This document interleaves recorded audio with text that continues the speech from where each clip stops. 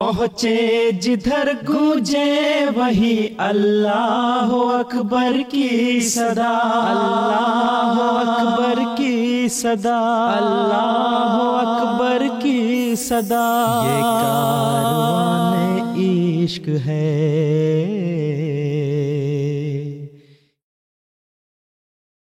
Bismillahirrahmanirrahim. Assalamualaikum warahmatullahi wabarakatuh. Pemirsa setia MTA dimanapun Anda berada, Id Mubarak. Alhamdulillah, setelah berpuasa sebulan penuh selama Ramadan, akhirnya sampailah kita di hari kemenangan, yaitu Hari Raya Idul Fitri. Selamat datang di program Lebaran bersama Amir, sebuah persembahan spesial dari MTA Indonesia untuk menemani Anda semua di hari yang istimewa ini.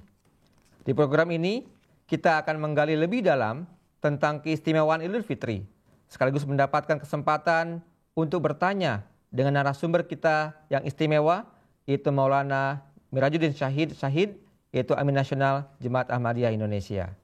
Saya, Irfan Hafizur Rahman, langsung saja kita akan sapa narasumber kita, yaitu Bapak Amin Nasional. Assalamualaikum Pak.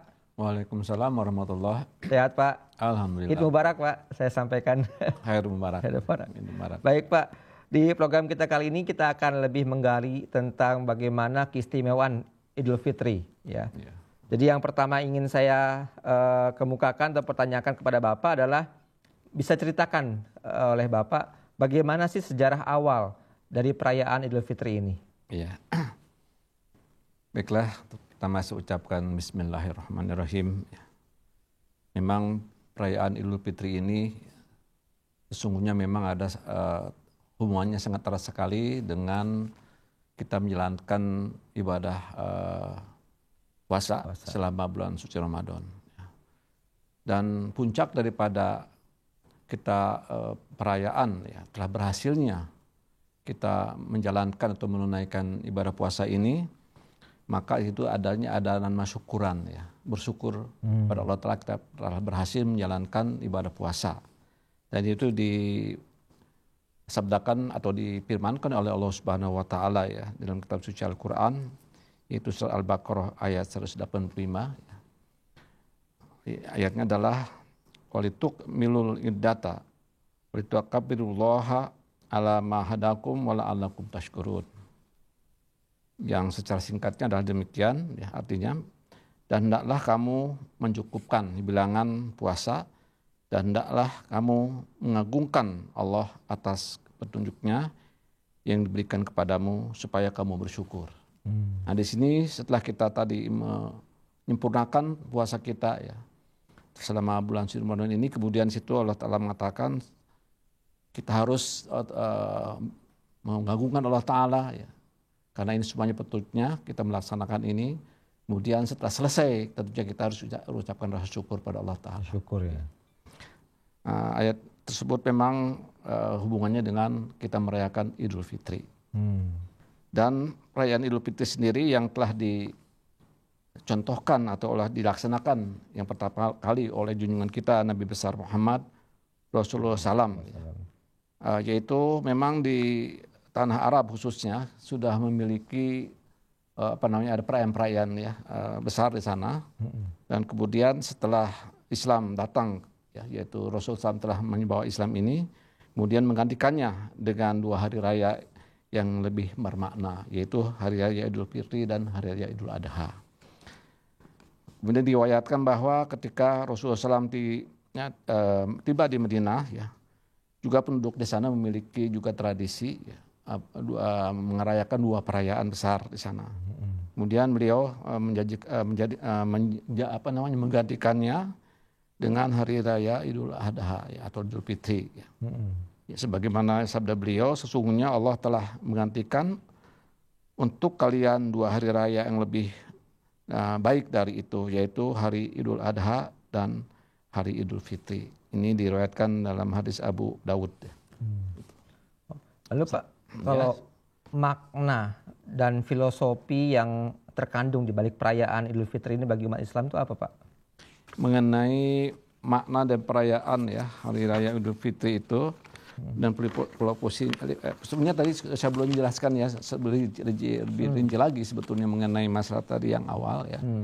Bahwa memang di dalam perayaan Idul Fitri itu sendiri yang dijalankan oleh junjungan kita Nabi besar Muhammad Rasulullah SAW itu kan di dalam sebelum merayakan hari rayanya itu sendiri kita harus membayar zakat fitrah.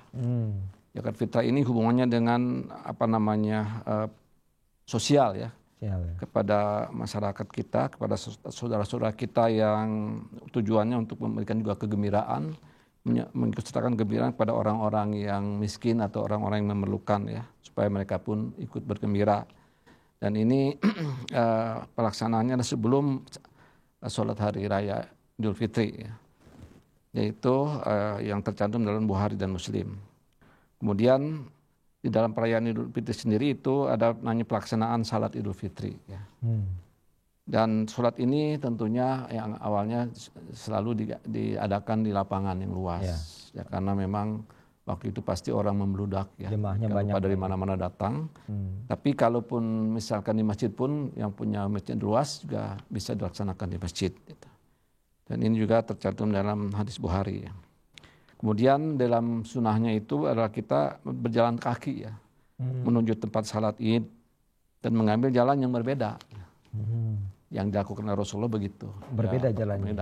Datang itu jalan awal, kemudian setelah sholat Id itu jalan yang lain berbeda. Itu contohnya ya. Ya nggak berbeda juga apa-apa sebetulnya. Iya. Lebih baiknya kalau itu berbeda.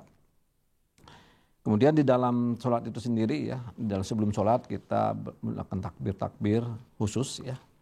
Kemudian dalam sholatnya itu sendiri kan ada takbir khusus juga, yaitu takbir yang pertama ya, setelah takbir itu 7 takbir, kemudian rakaat yang kedua itu 5 takbir.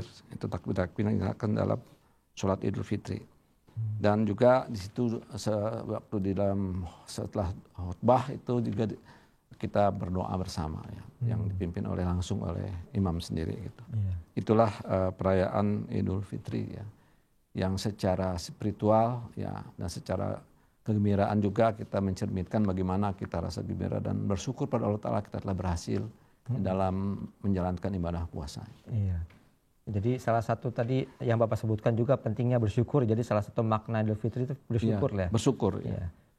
Ada lagi nggak Pak mungkin makna lainnya atau makna filosofis dari perayaan Idul Fitri? Ya pasti ada ya. Setiap apa yang diajarkan atau dilakukan oleh junjungan kita Nabi besar Muhammad SAW itu pasti ada filosofinya ya.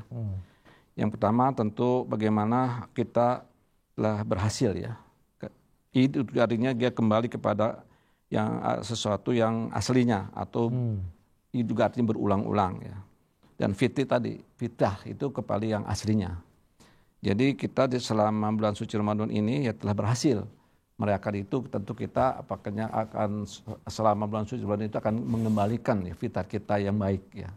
Yang sebelumnya kurang baik jadi baik, yang mungkin dulunya pemarah jadi kurang pemarahnya, yang suka ngambek kurang ngambeknya ya, atau udah sabarlah dikatakan. Dan selama suci Ramadan itu kita diajarkan untuk sabar.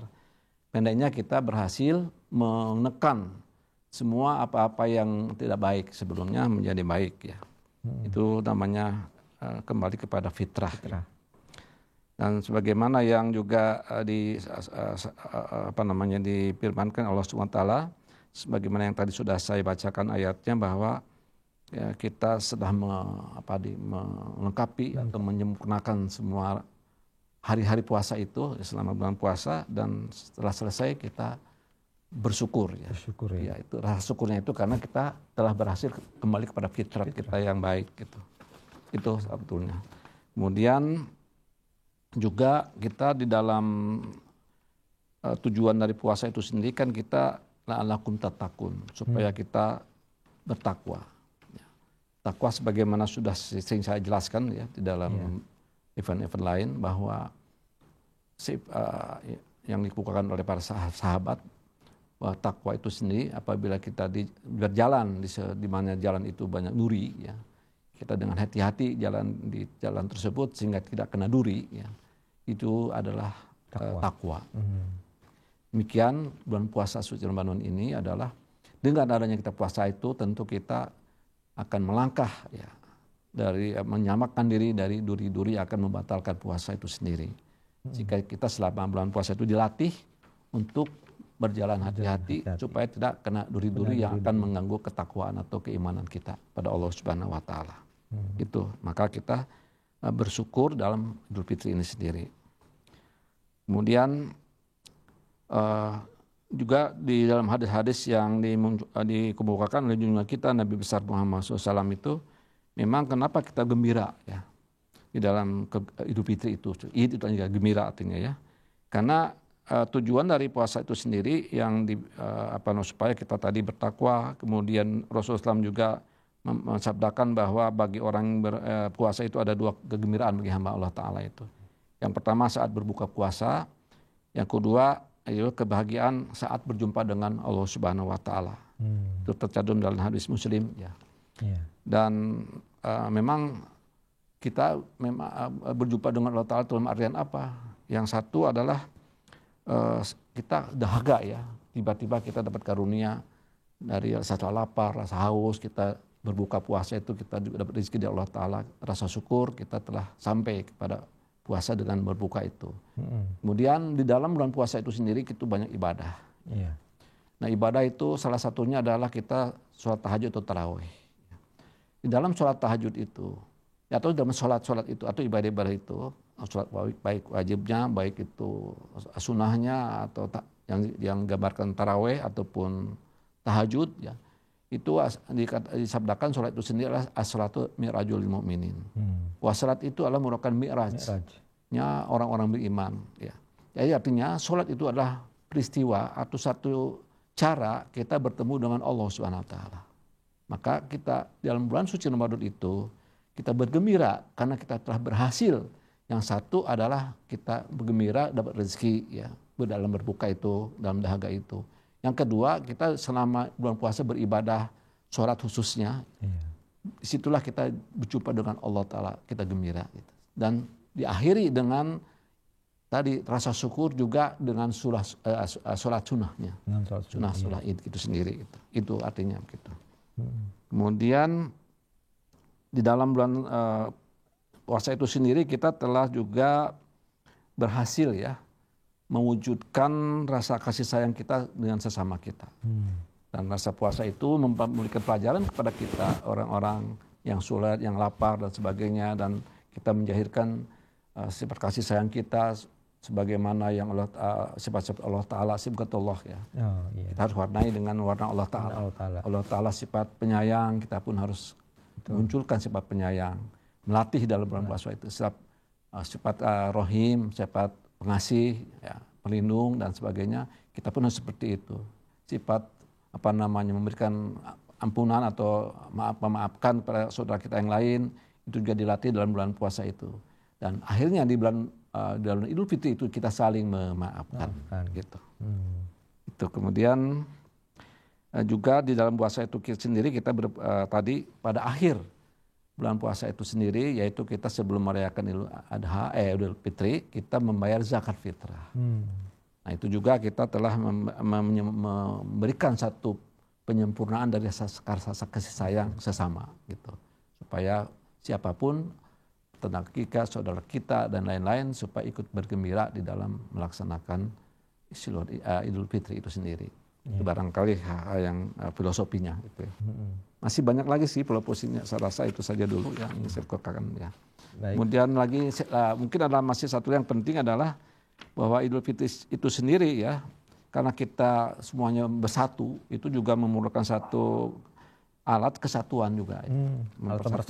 Bersatu sesama merasa ya. Orang kaya, orang miskin sama-sama puasa. Ya. Orang kaya, orang miskin sama-sama merayakan Id, bergembira bersama, saling memaafkan dan sebagainya. Itu merupakan satu alat kesatuan bagi umat Islam itu sendiri. Ya. Kemudian juga di dalam filosofinya, dalam Idul Fitri sendiri kan ada sholat berjamaah. Jadi berjamaah itu pun merupakan juga alat satu kesatuan. Intinya banyak sih ya filosofinya yang berkenaan dengan kebaikan Idul Fitri setelah kita melaksanakan ibadah puasa ini. Iya. Tadi Pak di awal kan Bapak singgung kan ada juga hari-hari raya besar lainnya Pak ya, yang sebelumnya jika di zaman Rasulullah SAW ada juga hari-hari raya besar itu kan.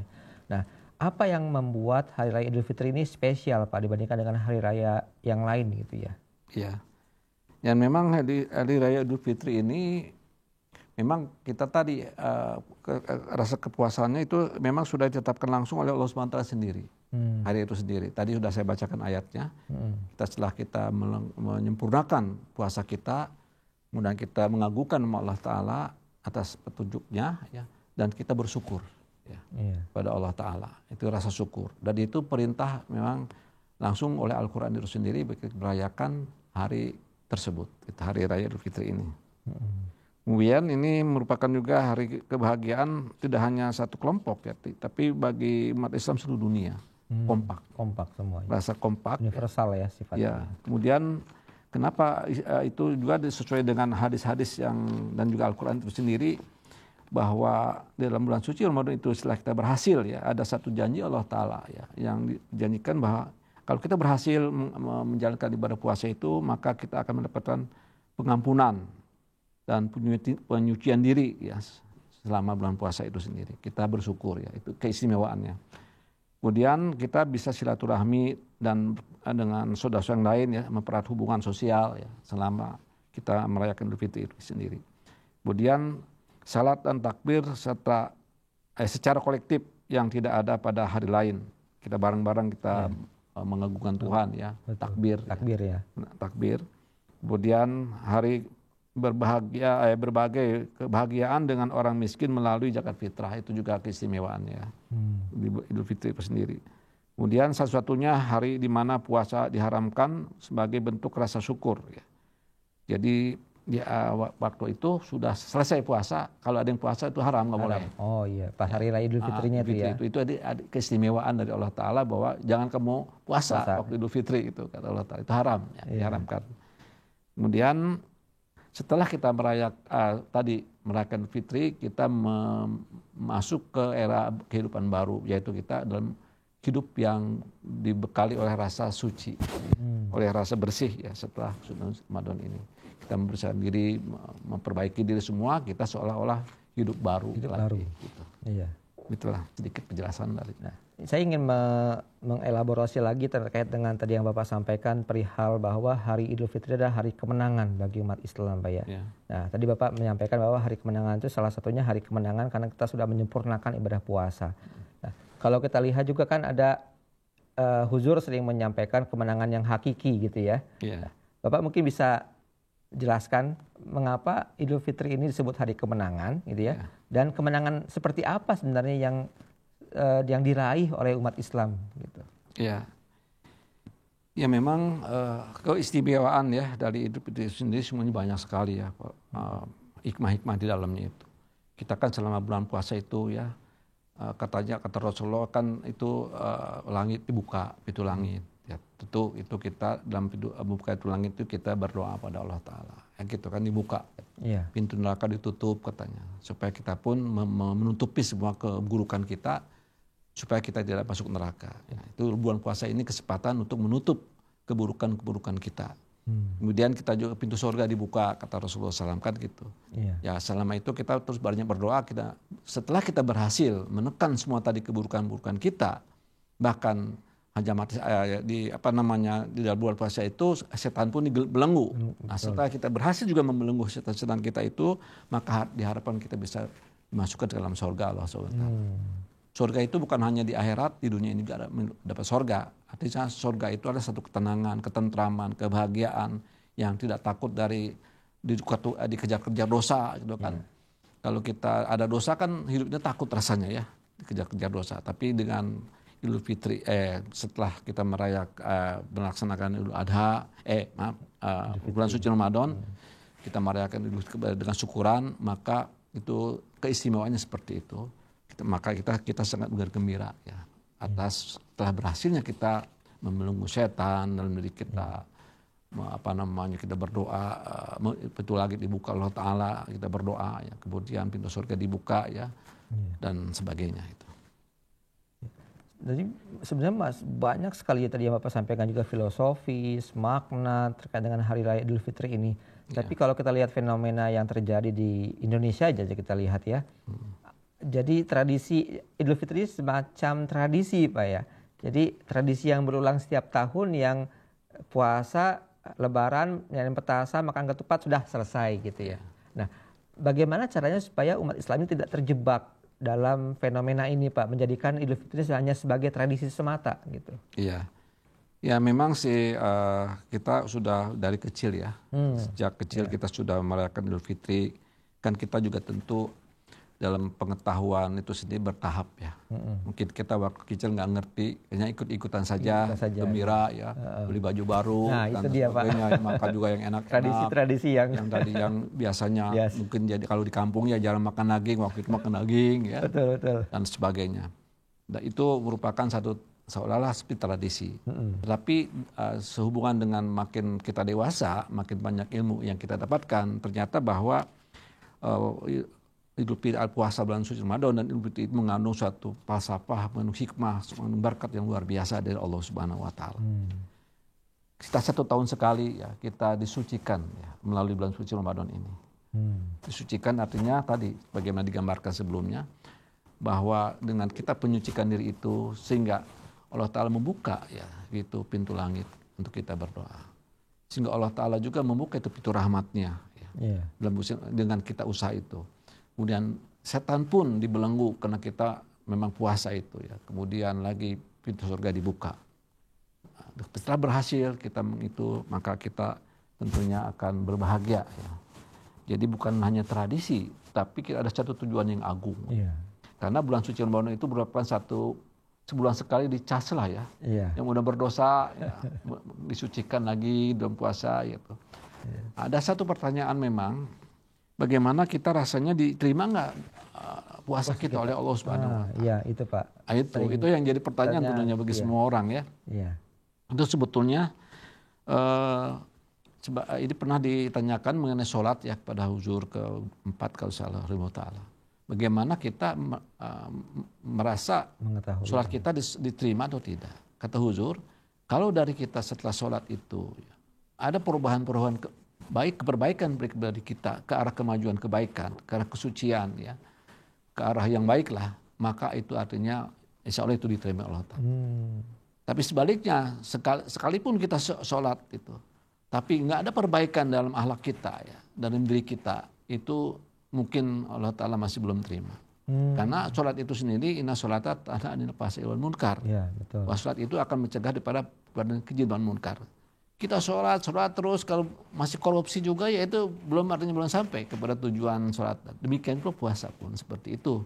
Tujuannya kita adalah supaya diterima oleh Allah Ta'ala harus ada perubahan-perubahan setelah menjalankan berpuasa. Yaitu perubahan ke arah kebaikan, akhlak kita, perbuatan kita, pemikiran kita, bicara kita dan sebagainya. Itu merupakan satu ciri insya Allah itu diterima oleh Allah Subhanahu wa taala. Itu mengenai bagaimana bahwa kita merayakan Idul Adha, Idul Fitri, ya, melaksanakan ibadah puasa itu ada tujuan agung untuk yang tadi untuk bertemu dengan Allah SWT, supaya kita dekat dengan Allah Taala dan dapatkan keriduan Allah Taala selama hidup kita ini. Jadi Pak, kalau bisa saya sedikit simpulkan supaya kita tidak terjebak dalam tradisi Idul Fitri itu. Jadi setelah Idul Fitri ini harus ada perubahan ya Pak ya, tadi yang Bapak sampaikan, perubahan ke arah yang lebih baik. Lebih baik, ya. Memang kita tadi di dalam selama bulan suci Ramadan itu kan kita dilatih dan antara lain kita harus menjaga sholat 5 waktu ya. Kemudian kita juga menjalankan sholat sunnahnya seperti taraweh ya, atau tahajud ya.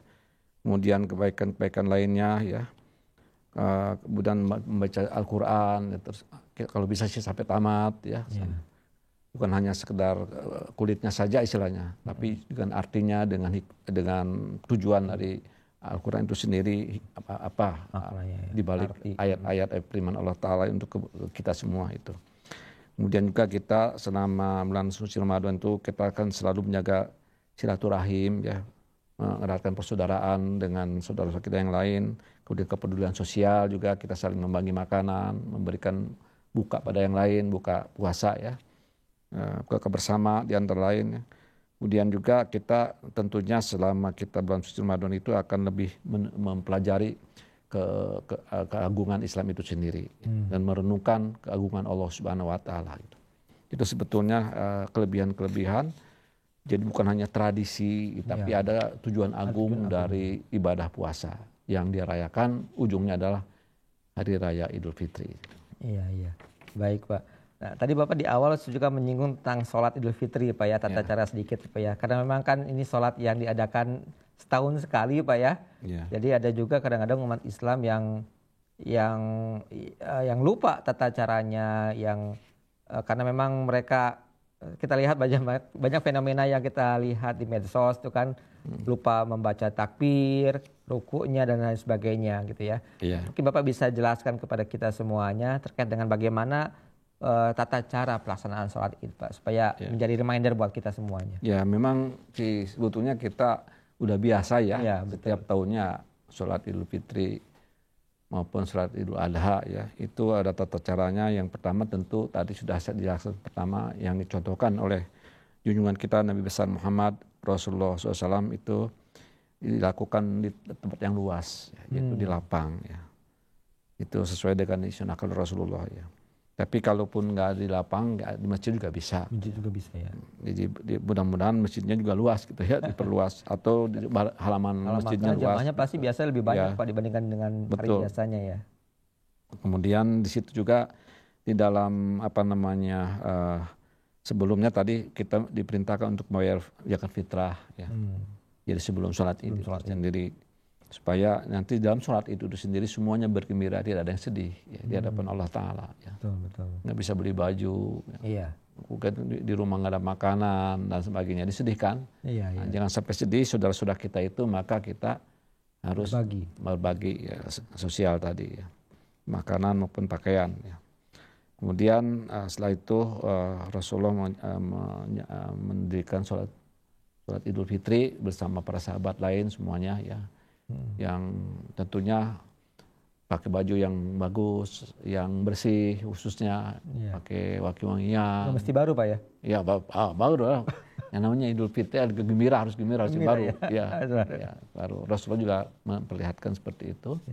Dengan wangi-wangian, jangan sampai kita dalam sholat itu ada yang bau keringat dan lain sebagainya, tapi dengan adanya wangi-wangian itu semuanya jadi sedap ya. Gitu. Kemudian juga kita dengan diimami oleh seorang imam tentunya ya, itu tentunya kita perlu sudah dari awal sudah niat sholat itu, sholat Idul Fitri, sholat sunnah ya, yang setelah takbiratul ihram ya, itu tidak ada qomat ya, tidak qomat, hanya diseru saja sudah siap, sholat Idul Fitri akan siap gitu. Barisnya diluruskan dulu, semua dilihat oleh imam supaya betul-betul rapih ya. Dalam kita menghadap Allah Ta'ala ya, sudah siap artinya menghadap Allah Ta'ala untuk beribadah sholat tersebut. Dan setelah takbiratul ihram ya, itu kita mentakbir 7 kali. 7 kali Pak ya. Rakaat pertama 7 kali. 7 kali. Kemudian setelah itu baca surah Al-Fatihah, kemudian surat Al-Quran yang biasa dibaca oleh Rasulullah, yaitu surat Sabisma rabbikal a'la ya. Kemudian ruku, setelah itu sujud biasa. Setelah rakaat yang kedua itu takbirnya 5 kali. 5 kali. Nah, kemudian setelah baca Al-Fatihah itu surat biasa, surat Hal atak hadisul Ghasyiyah. Surat dibaca. Nah, setelah itu sudah selesai salam, kemudian ada khutbah itu. Dan dalam khutbah itu diakhiri dengan doa bersama. Bersama dengan imam. Setelah itu kita saling menyapa satu sama lain ya. Saling kita bersilaturahim sama lain, dan itulah yang selalu kita laksanakan bersama. Dan setelah Id, kalau ada yang mengundang ya minum bersama atau minum kue, makan kue dan sebagainya, itu silakan saja sesuai ini masing-masing. Itulah yang kita laksanakan setiap tahunnya seperti itu. Baik Pak Amir, jazakallah Pak Amir atas jawabannya. Berikutnya kita punya video pemirsa ya yang ingin bertanya langsung dengan Pak Amir ya. Jadi video ini kita sudah mengumpulkan video dari para pemirsa MTA di seluruh Indonesia. Nah, mari kita simak video yang telah masuk ke MTA Indonesia. Assalamualaikum warahmatullahi wabarakatuh. Perkenalkan, nama saya Dimas Andreans dari cabang Singkut. Saya mau nanya Pak Amir, bagaimana Rasulullah dan sahabatnya pertama kali merayakan Hari Raya Idul Fitri? Assalamualaikum warahmatullahi wabarakatuh. Ya. Waalaikumsalam. Salam. Tadi sebelumnya sudah saya singgung ya, Ya. sudah saya sedikit jelaskan masalah bagaimana awalnya, pertamanya Rasulullah SAW dan para sahabat menunaikan atau menjalankan sholat Idul Fitri. Tadi sudah saya jelaskan, pertama tentu kita di rumah sudah niatnya sudah ada. Kemudian kita pakai pakaian yang bagus, yang bersih minimal. Kalau nggak ada yang punya yang baru pun yang bagus, yang bersih lah. Ya. Dan kalau ada wangi-wangian kita minyak pakai wangi. Terus kita langsung ke Rasulullah dan persahabat langsung ke lapangan. Ya. Ini awal. Jadi kenapa lapangan? Karena kemungkinan itu sangat membludak ya. Iya, jemaahnya banyak. Jemaahnya membludak, jadi luas di situ. Dan apalagi kan ibu-ibu juga banyak yang ikut juga ya. Iya, betul. Kemudian setelah itu tentu di apa namanya semuanya para makmum pun udah siap ya.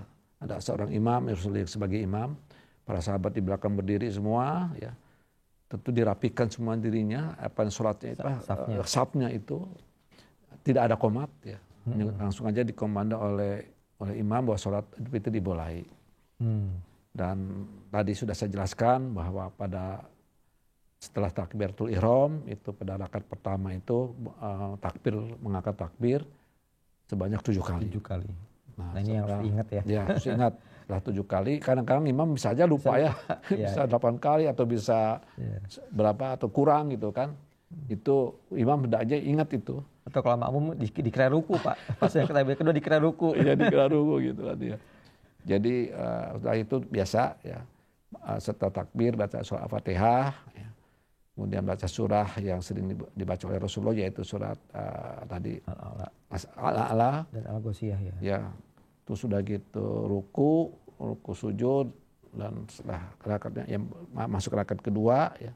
Itu takbir 5 kali. Ya. Nah setelah itu baca surat Al-Ghasyiyah ya.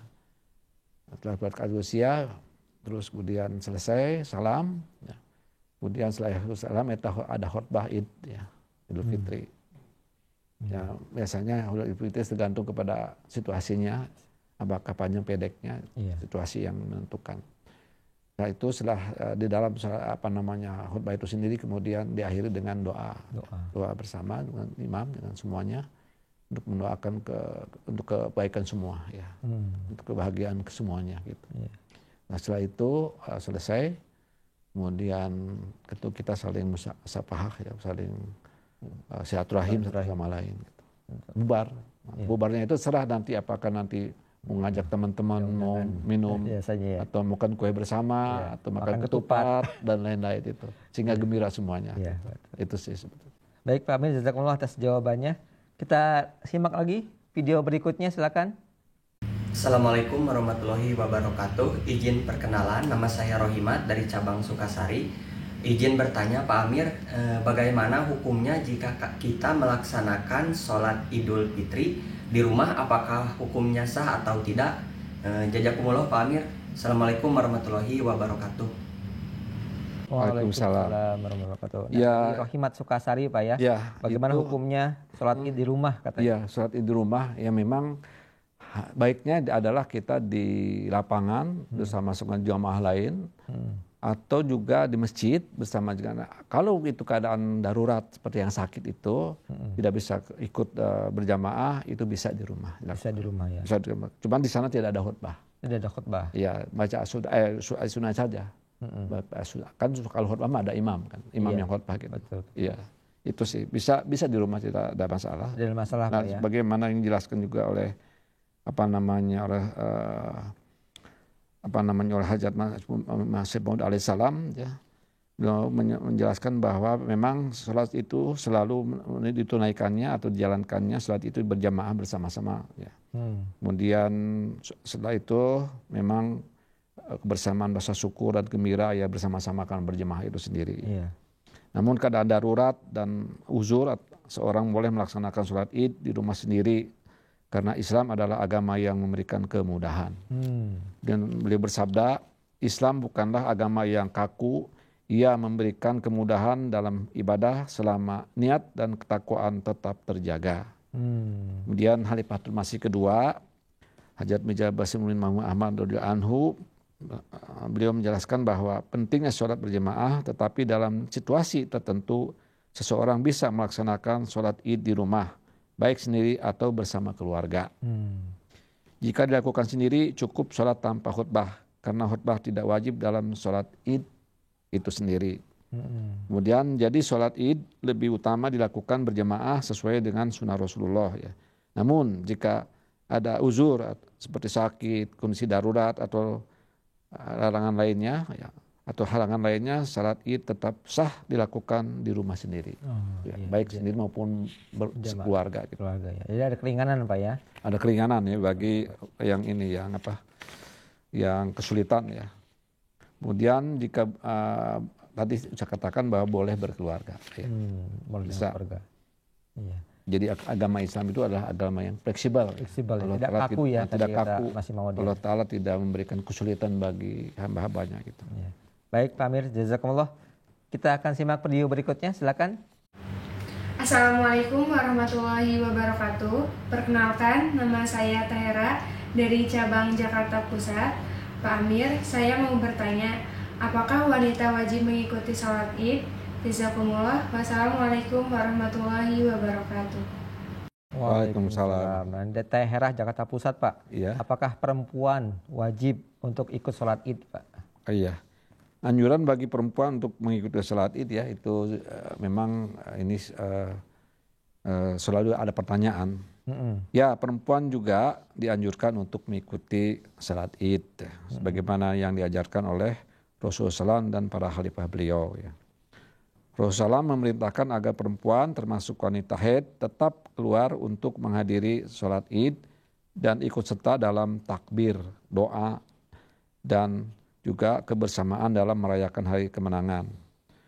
Dalam sebuah hadis yang disabdakan oleh Rasulullah SAW demikian, yang artinya hendaknya wanita yang haid keluar pada hari raya dan mereka juga turut merasakan kebahagiaan dan berdoa bersama orang-orang yang beriman. Hadis Bukhari. Kemudian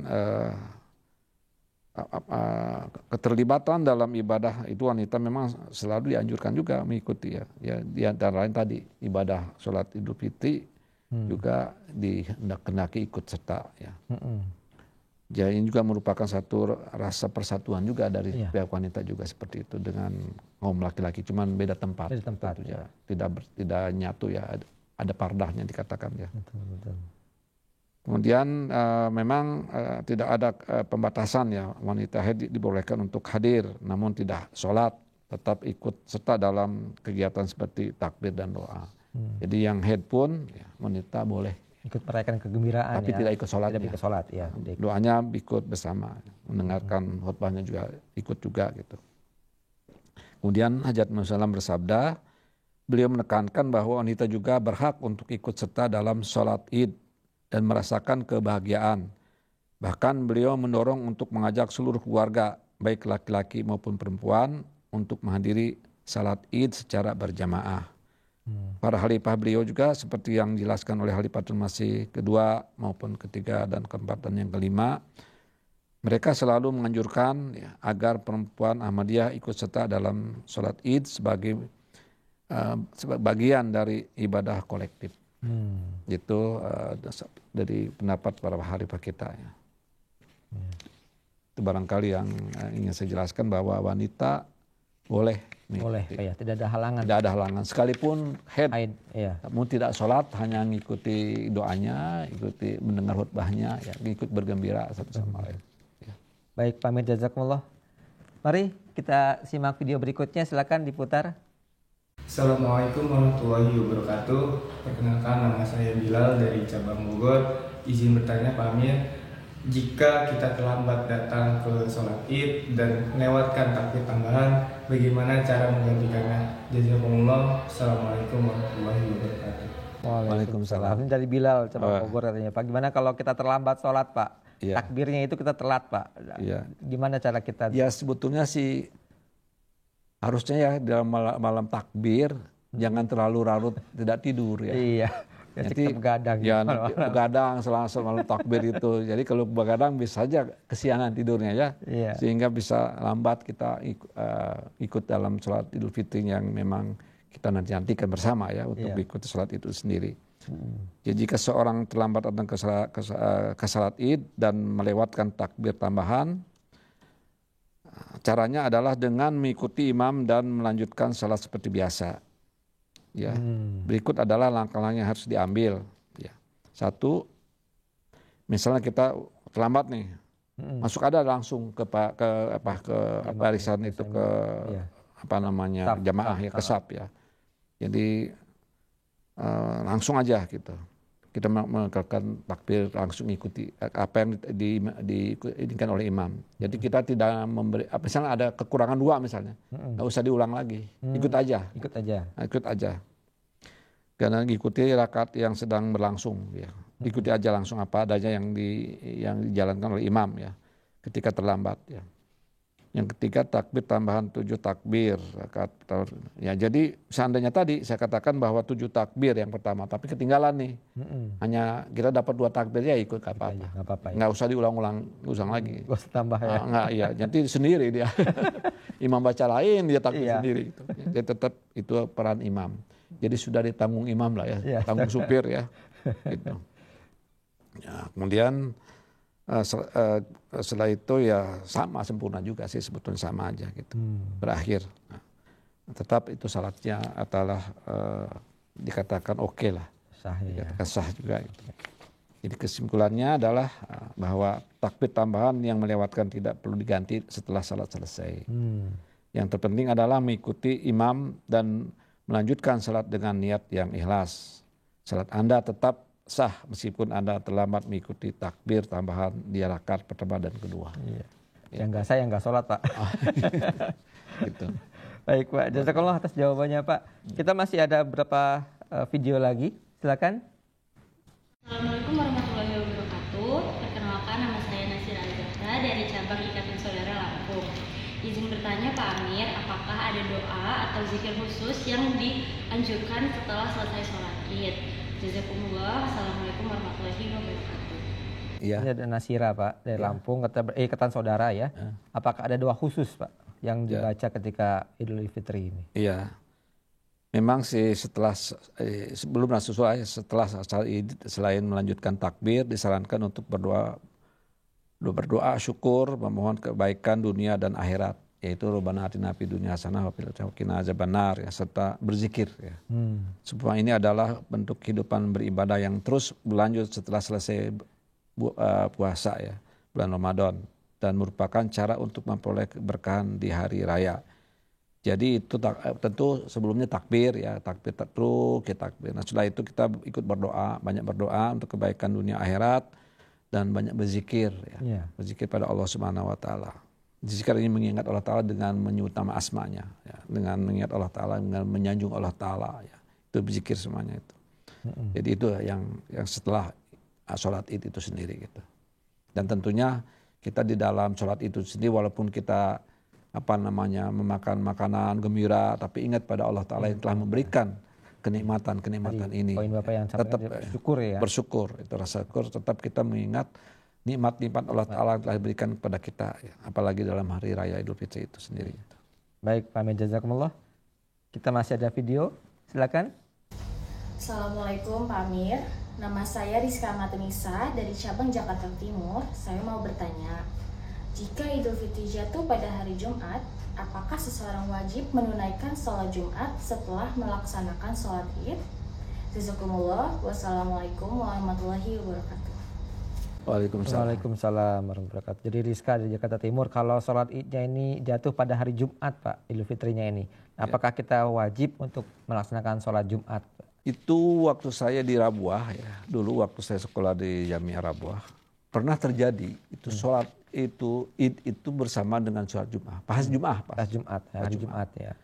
Waktu itu hujur ketiga ya, zaman hujur ketiga rahimahullah taala, bahwa waktu itu tidak ada sholat Jumat setelah Id. Ya. Tapi di sisi lain memang itu bahwa sholat apabila dalam sholat Jum'ah, hari Jum'ah itu sholat Id itu sendiri adalah bagi yang ada keringanan ya, tidak dalam kesulitan atau tidak terlalu sibuk dalam merayakan itu atau tidak jauh dari masjid atau dari tempat ibadah yang di masjid khususnya, itu melaksanakan juga sholat Jumat. Tapi bagi yang bagi yang sibuk, yang jauh dan sebagainya, ya itu hanya sholat zuhur saja, tidak melaksanakan sholat Jumat. Itu boleh dua-duanya. Boleh dua-duanya. Kita masih ada beberapa video lagi, silakan diputar. Assalamualaikum warahmatullahi wabarakatuh. Perkenalkan, nama saya Maulana atau Salam dari cabang Bogor. Pak Amir, izin bertanya, apakah hukumnya orang yang sedang sakit atau sedang berpergian pada saat sholat Id, apakah ada keringanan di dalamnya? Jazakumullah. Assalamualaikum warahmatullahi wabarakatuh. Waalaikumsalam warahmatullahi wabarakatuh. Tadi sebelumnya sudah singgung sih sebetulnya ya. Tapi baik saya ulang lagi bahwa salat Id adalah ibadah yang sangat dianjurkan untuk dilaksanakan secara berjamaah. Tetapi Islam memberikan kemudahan bagi orang yang mengalami kesulitan untuk menunaikannya, seperti orang sakit atau sedang dalam perjalanan. Ya, berikut ini saya akan menjelaskan ya situasi-situasi yang sebagai berikut adalah satu, misalnya tadi orang yang sakit. Jika seseorang sedang sakit dan tidak bisa pergi ke masjid atau tempat-tempat berjamaah, ia diberi keringanan untuk melaksanakan sholat Id di rumah sendiri. Ia cukup melakukan sholat Id seperti biasa, yaitu 2 rakaat dengan takbir tambahan meskipun tanpa khutbah. Nah, jika sakitnya parah dan tidak bisa berdiri atau bergerak, ia dapat melaksanakan sholat Id dalam kondisi duduk atau berbaring, sebagaimana dalam sholat biasa bagi orang yang sakit tidak bisa bangun atau duduk. Ya. Dasar hukumnya adalah Rasulullah SAW memberikan kemudahan kepada umat Islam untuk tidak melakukan sesuatu yang memberatkan dalam kondisi sakit. Dan dalam sebagaimana yang dicantumkan dalam hadis ya, yang disebutkan oleh Rasulullah SAW, bahwa yang artinya sesungguhnya Allah tidak akan membebani seorang melainkan sesuai dengan kemampuannya. La yukallifullahu nafsan illa wus'aha. Itu firman Allah Ta'ala. Ya. Juga Rasulullah juga dalam beberapa contohnya juga memberikan contoh atau bersabda bahwa Allah Ta'ala tidak memberatkan hambanya dalam menjalankan ibadahnya sesuai dengan kemampuan masing-masing tentunya. Gitu. Kemudian yang kedua adalah tentunya pertanyaannya ada yang mudik, Pak. Perjalanan ya, yang mudik. Biasa kita memang tradisi kita suka mudik ya. Suka mudik. Ya. Kadang-kadang di tengah jalan tuh karena macet. Nggak keburu sampai ke tempat tujuan gitu kan. Tempat mudik kita. Saya jelaskan, jika seseorang sedang dalam perjalanan, baik itu untuk mudik atau perjalanan lainnya, ia tidak diwajibkan untuk menghadiri salat Id berjamaah di tempat tujuan. Terutama jika perjalanan tersebut membuatnya kesulitan untuk melaksanakan salat berjamaah. Namun jika memungkinkan dan ada tempat untuk salat berjamaah, disunahkan untuk melaksanakan salat Id berjamaah di tempat tujuan itu. Jika tidak bisa melakukan salat Id berjamaah, orang tersebut boleh melaksanakan salat Id sendiri dengan cara yang sama seperti yang dilakukan oleh orang yang terlambat atau berada di rumah. Itu caranya. Kemudian selanjutnya adalah dalam kondisi perjalanan Islam memberikan kelonggaran. Ya. Rasulullah SAW bersabda, jika seseorang sedang dalam perjalanan, ia diberikan keringanan untuk tidak melakukan salat berjamaah atau salat sunnah kecuali salat wajib. Ya. Itu. Jadi kalau memang nggak bisa, kesulitan tadi ya salat wajib saja. Salat wajib, iya. Seperti salat zuhur misalnya atau itu ya. Iya. Keringanan dan kesimpulannya adalah demikian, orang yang sakit atau sedang dalam perjalanan mudik tidak diwajibkan untuk menghadiri sholat Id berjamaah di masjid atau lapangan. Mereka bisa melaksanakan sholat Id di rumah atau di tempat yang memungkinkan dengan orang yang disesuaikan dengan kemampuan mereka. Sholat Id tetap sah meskipun dilakukan di rumah atau sendirian tanpa khutbah. Islam sangat fleksibel dalam hal-hal yang menyangkut kesulitan atau uzur atau kendala ya. memberikan kemudahan agar setiap umat Islam tetap dapat melaksanakan ibadah dengan niat yang ikhlas. Tetap ada niatnya kita, tapi kondisinya seperti itu tetap sesuai dengan situasinya kita melaksanakan ibadah apapun gitu ya. Jadi ada keringanan bagi. Ada keringanan bagi orang yang berhalangan tadi. Baik, jazakallah Pak Amir. Sebenarnya masih ada beberapa video lagi yang bisa kita tayangkan, tapi karena memang kita dibatasi oleh waktu, jadi kita harus akhiri ya perjumpaan kita sampai di sini. Sekali lagi saya sampaikan jazakumullah Pak Amir atas jawaban-jawabannya, atas pencerahan-pencerahannya. Semoga ini semua bisa bermanfaat untuk kita semuanya. Baik, pemirsa setia MTA dimanapun Anda berada, demikianlah pembahasan kita dalam program Lebaran bersama Amir. Jangan lupa pula saksikan program-program menarik lainnya yang disajikan khusus buat Anda, terutama khutbah Id dan khutbah Jumat dari huzur kita yang tercinta Hadrat Khalifatul Masih Al-Khamis Ayyadallahu Ta'ala bin Nasir Aziz, hanya di MTA Indonesia. Kami juga ingin mengucapkan Id Mubarak, selamat Hari Raya Idul Fitri 1 Syawal 1446 Hijriah. Saya Irfan Hafizur Rahman beserta kru MTA yang bertugas mohon undur diri. Assalamualaikum warahmatullahi wabarakatuh.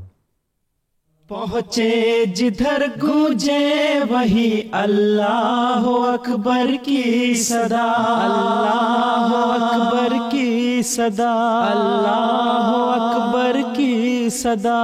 ये कारवाने इश्क है।